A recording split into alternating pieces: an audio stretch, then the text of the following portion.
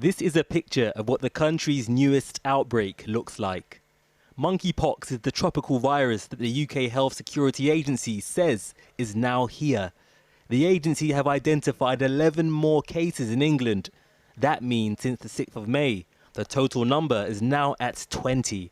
The authorities have warned anyone with unusual rashes or lesions on any part of their body, especially genitalia, to contact NHS 111 now. The symptoms are typically fever, which is quite non-specific, but that includes headaches and nausea. And then you do get these very, very prominent skin wounds, to sort of the boils and the scabs that appear. So they're a bit like chickenpox, but they're the main sort of clinical signs that we tend to see with monkeypox. Today, the Health Secretary tweeted that he has updated G7 health ministers after cases in the US and across Europe. Sajid Javid announced that he's procured effective vaccines against the virus that is a relative of smallpox, a disease we fought before. This was the global effort to defeat smallpox, the disease declared dead in 1980 by the World Health Organization, following an international vaccination campaign. It's clear that smallpox vaccine does give some cross-protection against monkeypox. And one of the reasons that we think that there has been this increase in cases of monkeypox in Africa is that routine smallpox vaccination was stopped once the disease was eradicated. Giving smallpox vaccination to people who are at high risk of being exposed to monkeypox, or indeed shortly after they've got it, will prevent them from getting the infection. Smallpox may have been confined to the archives, but the growth of a related virus is a reminder of an enduring threat. Now the World Health Organization is concerned as we enter the festival season. The sign that there's a new kind of viral condition going around will obviously draw comparisons with COVID. Are those comparisons fair or justified, or can they be made?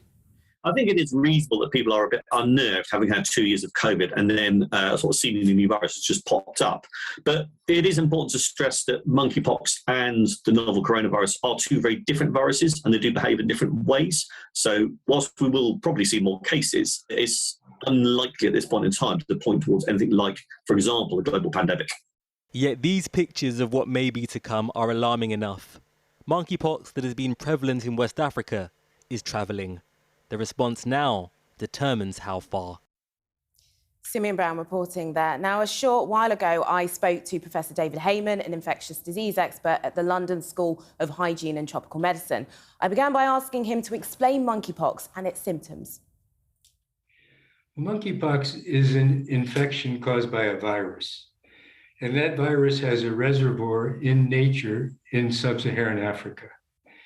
And there are two types of monkeypox virus. There's the Congo Basin monkeypox virus, and there's the West African monkey virus, and they're very different. The West African strain, fortunately, is the strain that's circulating in the world. Fortunately, it's not the strain from the Congo Basin. And this is a much less serious illness. It causes a rash. It causes small blisters on the skin that then open up and they can weep and be moist. And that's what transmits the virus from one person to another. Are there people that can be highly at risk of this, for example? Are there certain groups or certain age groups, for example? People who are at greatest risk are people who have never had a smallpox vaccination, because smallpox vaccination protected against monkeypox.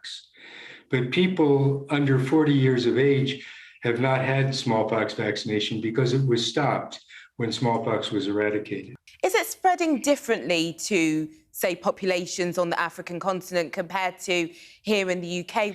Yes, in West Africa, it's not usually transmitted from person to person. Usually a person gets infected from the reservoir of the virus in nature. Somehow that virus breaches the barrier between animals and humans and infects humans. And it usually doesn't transmit easily, except in family groups where there might be close contact because one person is taking care of another or because there are sexual relations. The way that this is transmitted is by physical contact, much as is transmitted syphilis or another sexually transmitted infection. Professor Heyman, just how worried should we be? Lots of people on social media have been talking, saying, gosh, is this the new COVID? this the new pandemic. How concerned are you?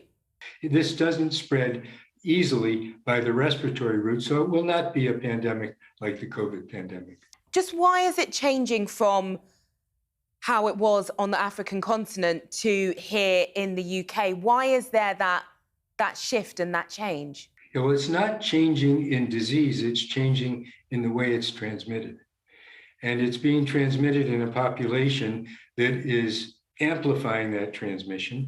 And also, it appears that there have been international contacts of groups that have had this. And that's why it's spread within North America, within Europe, and it's spreading in some parts of Africa. Professor Heyman, thank you very much for your time. Thank you.